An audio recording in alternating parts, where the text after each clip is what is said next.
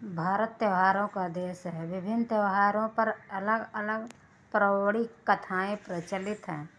इसी प्रकार धनतेरस पर भी यमराज की एक कथा बहुत प्रचलित है। कथा कुछ इस प्रकार है। पुराने ज़माने में एक राजा हुए थे। राजा हिम, उनके यहाँ एक पुत्र हुआ तो उसकी जन्म कुंडली बनाई गई। ज्योतिषियों ने कहा कि राजकुमार अपनी शादी के चौथे दिन सांप के काटने से मर जाएगा।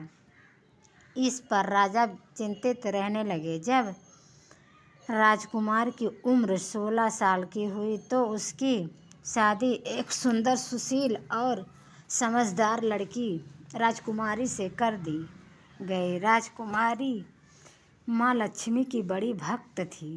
राजकुमारी को भी अपने पति पर आने वाली विपत्ति के विषय में पता चल गया।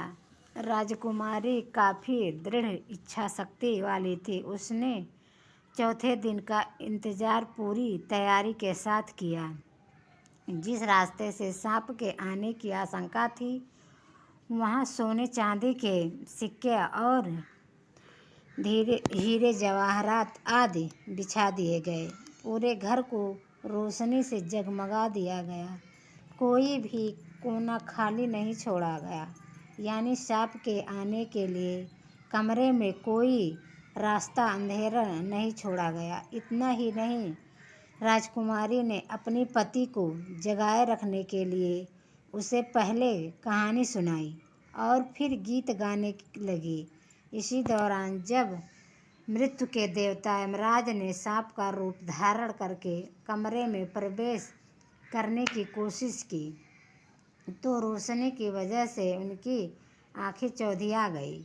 इस कारण सांप दूसरा रास्ता खोजने लगा और रेंगते हुए उस जगह पहुंच गया जहां सोने तथा चांदी के सिक्के रखे हुए थे। डसने का मौका मिलता देख विषधर भी वहीं कुंडली लगाकर बैठ गया और राजकुमारी के गाने सुनने लगा। इसी बीच सूर्य देव ने दस्तक दी, यानी सुबह हो गई।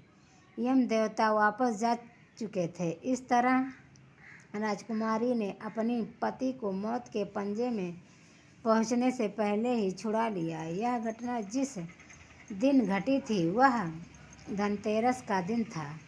इसीलिए इस दिन को यम दीपदान भी कहते हैं। या भक्तजन इसी कारण धनतेरस की पूजा रात रोशनी करते हैं।